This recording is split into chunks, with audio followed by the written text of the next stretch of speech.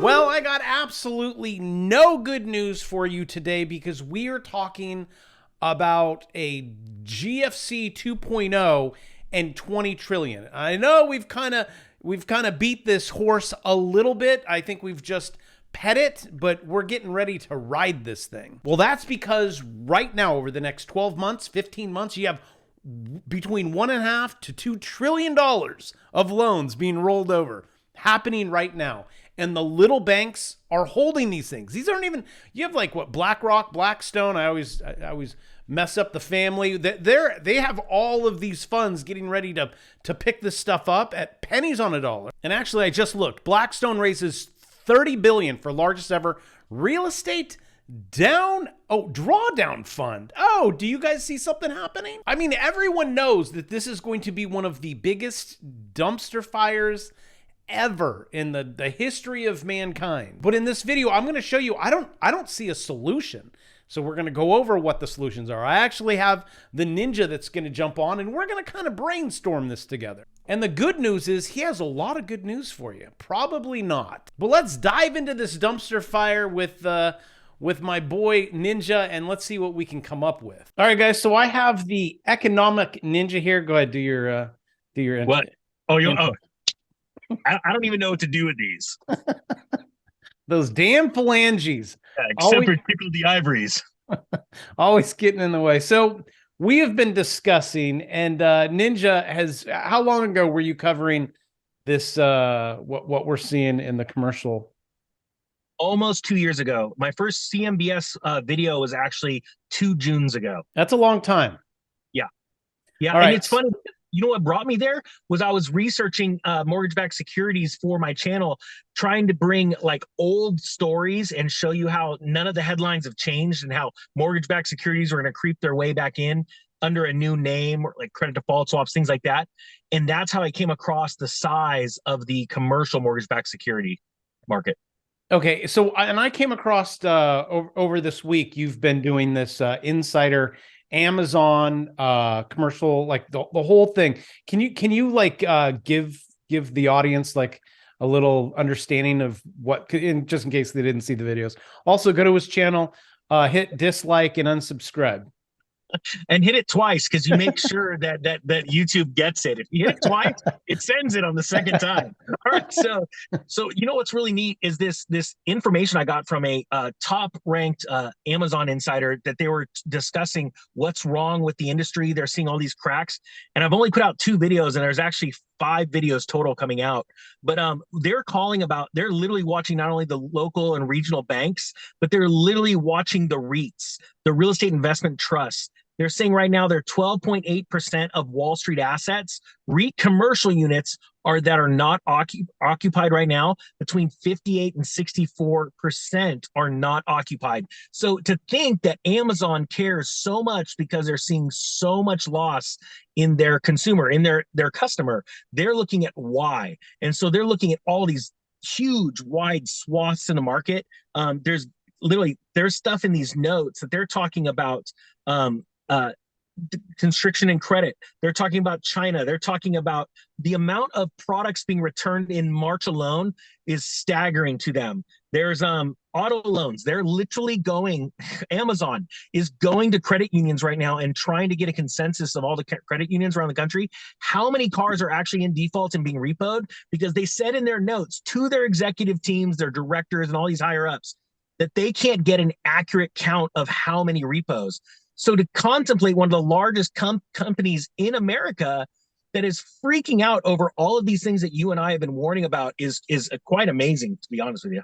Well, what I mean, my audience might know, this is a $20 trillion industry. Like, and there's no, I'll share some, I'm going to share some screens with you guys. Yeah, Just to so give you an idea, some perspective, out of the 20 trillion, I know that 2.2 trillion are commercial mortgages. So that actually wrapped up in commercial mortgages. And then CMBS is the actual mortgage-backed securities. They equal around 306 billion.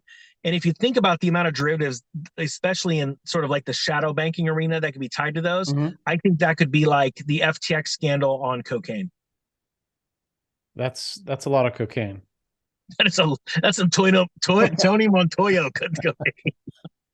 All right, let's and your video scared me too, man. You're just like, you need to listen to me. And I'm like, yes, yes, Papa. And now we sorry. We made me laugh. I'm trying to get all doom and gloom here. No, but you did. You scared the diapers right off of me. I felt like a Biden moment. But anyways, offices, I have this, offices across America must be torn down. Now you say, no, we can actually do things. Kyle Bass, and this guy called that the last dumpster fire that we went through. I'm pretty sure he did all the numbers, and he's just like, there's just nothing, especially when you go ahead. Go ahead. Yeah, you know what's funny about that? So you have these wealthy billionaires and hedge fund guys and all this stuff that are going to profit from this. How easy would it be to say, you got to tear all this land down, it's worth nothing, right? And then pick it up for pennies on the dollar. Yeah. I'm going to be honest with you. The size of the water main that moves into a Walmart, the size of the electrical connectors are huge. And it could support, I'll give you an example. What an 8-inch commercial water main, I think, supplies a Walmart or that and a commercial development. Mm-hmm. When you're talking about the size of that, one house runs off of a 3/4 inch line, maybe a 1 inch, right? Well, with all of the laws and regulations they're trying to push on us, what's to say that they say your house is going to be run off electricity and water, that's it, and the water is going to be so gated down that no, you can't run your sink faucet and your shower at the same time. But hey, we're doing this for the environment. And that's what concerns me, that they're going to turn these Walmarts into almost like prison cells for people. I mean, in California, we have literally tiny home communities, and people are just lying to themselves saying, oh, this is great, it's minimalist. I'm like, no, you're just trying to stay positive because it's the only thing you could afford. And you're still in California. Oh, you're trying to start. I told you when I went over to Florida to look at property, because you and I we're scouting like, okay, this spot, that spot, as this thing rolls. You guys need to know what, where. You can't just like, okay, we're at the bottom now, let's go buy it. Gavin Newsom was like an arm's distance from me, and one of the girls that I was with got up and said hi to him, and I'm just like, what are you doing here in Florida? First of all, it's like, go back, you go back. And all you had was a butter knife. I had a spork. I was gonna get him with my spork. So it's funny because I'm still a firefighter here. I don't, I'm not a successful trader like yourself, Johnny. I'm trying to get out. I got a handful of years. Someday. But you're right. We're looking right now. We're planning, because I'm assuming you're going to be the same as me, trying to literally take advantage of this downturn, not be a victim of it. Correct. Yep. Hey, let me jump over to this. This was another problem that this is what I see. These are all the problems I see. And I honestly, you see like, oh, let's turn it into a, like a loft or I don't know. I think if they tear it down, it's going to cost $1 million just to tear it down. And it's, the land might be worth $1 million. And it's like, that doesn't work, or even less. And all these banks are holding, it's the small banks that are holding all this stuff, and car loans. I mean, oh my gosh. What's funny? Levi, sorry for interrupting, but you know what's funny about that? You're right. First off, if the government's involved, they're going to make bad decisions, and they're going to pretend like they're good decisions. So we all know that. When banks are holding these properties and you're saying, look, you got a Walmart center, it's going to take $1 million to tear down. Maybe the property's worth $1 million. It's just simply a write down. And that's the sad thing. That just goes against shareholder, it adds up to shareholder losses. And eventually they're just figuring, oh, hopefully the Fed's just going to bail me out, which is the ultimate plan. But the Fed, people need to realize the Fed's sitting here going, we need to wait till a perfect time to where we could scare the government into backstopping all of these losses.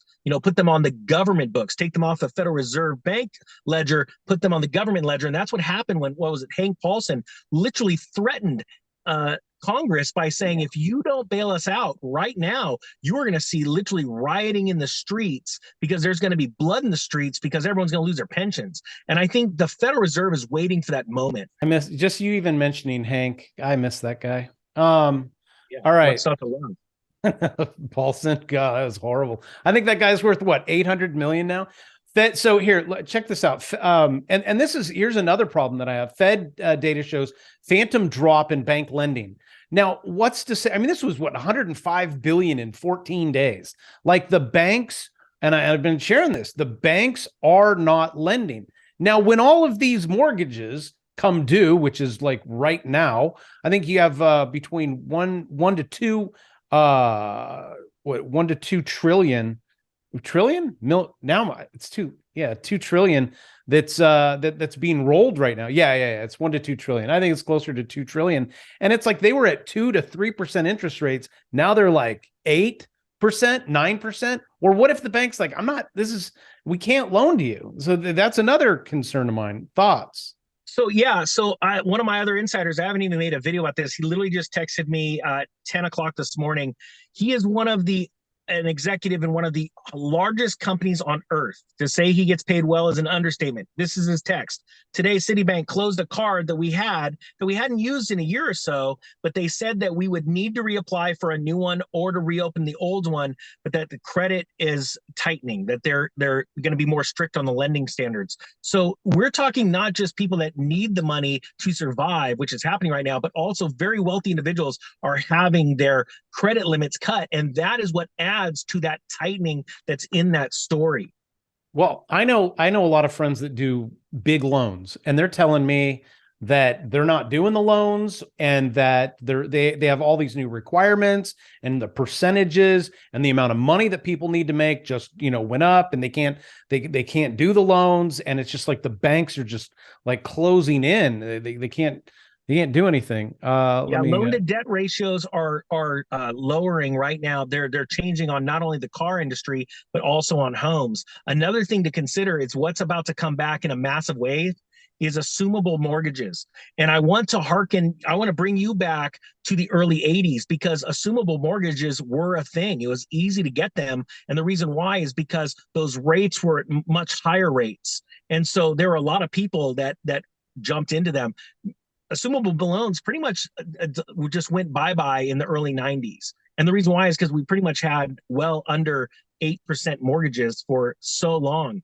And now they're going to start coming back because it's going to be very, very hard to get new buyers to jump into those homes, because banks are not going to want to lend them new money. They'd rather just people maintain that current payment at the higher interest rate, because eventually the Fed is going to pivot and we're going to see lower rates. The only question is the bond market going to get disturbed to where all of a sudden rates go skyrocketing? That's the one thing I get scared of. Actually, you know what? Now that you said that, I want to just touch on this for my trading audience. And I've gone over this chart a bazillion times. The market always front runs the Fed. The market goes up. The market should be going up. It should even hit all-time highs, which is crazy because everyone front runs the Fed.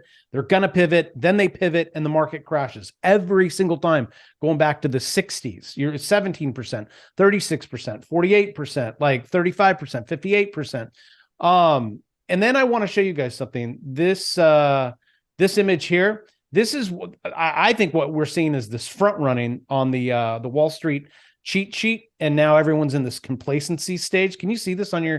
You can see that. Absolutely. Right, I completely agree with your timing too. Well, check this. This is what's crazy. Can I annotate? I never annotate. Let me see. Oh, yeah, right there. Oh, cool. Oh, cool. All right. So that right there. Now let's do you see this? This is where we're at right now in the S&P 500. It's like same thing. We go up. I mean, let me go back over here. Same thing. Down, up, and then you come over here and it's like literally the same exact thing. So that's what I think in the markets. Oh, by the way, I don't know if I mentioned it. You guys, if you want to learn how to trade it, 60% off. Ninja special down below. Start with swing trading. I wonder, actually, I'm curious to see what the swing trade on a monthly, where that would. Okay. All right. You could monthly swing that one. Hitting some of these stories. New York office vacancies hit record. And this isn't going away. This is like continuing. San Francisco vacancy rate hits a new record. Like, we're just breaking records left and right. Real quick, San Francisco has lost over 30% in the price of the homes, residential homes, since June. To compare that to what happened from 2007 to 2009 is insane. It is such a faster collapse in the price of homes. So we not only have sale volumes collapsing, but like in big area, metropolitan areas that blew up, like San Francisco, the price is collapsing. And I think where you are in Texas, we're already seeing across the board 10% in price cuts. Oh yeah, when you go to Zillow or whatever, anything near or around me is just like reduced. Everything's being reduced, and this is just like the beginning. But hey, just to let you know, we only have I have the cheap Zoom, so we have to wrap it up because they're gonna.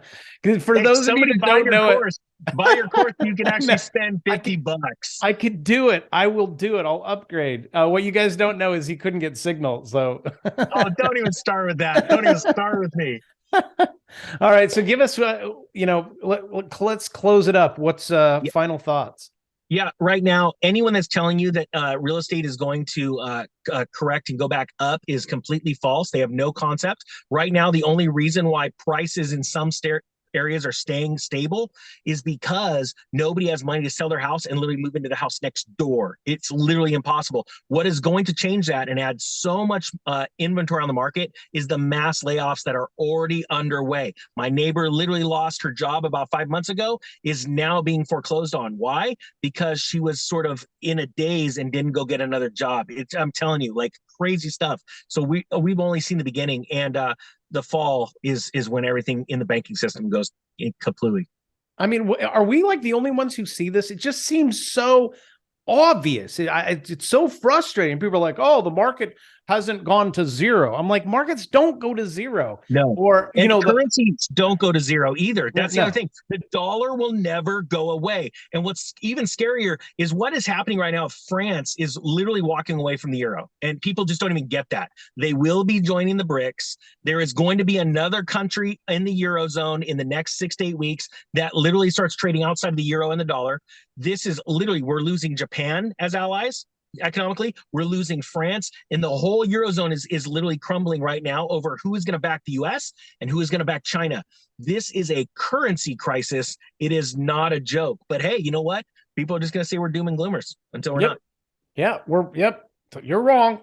The guy next to me sold his house. It only took 2, it's like, oh my gosh, you guys, come on. Oh, there's a famous guru out there. I don't want to say his name because I might get hit with a suit. But, he's telling everyone that real estate's only gone down once for like 5 months. And ironically, he just sold his house in June. So you got to go, well, I wonder why. So that's a big deal. I sold mine. I don't know. When I see the storm clouds coming, I'm like, I'm not going to wait. Yeah. When they say, we're going to have, I don't know, a tornado. Okay. All right, fam.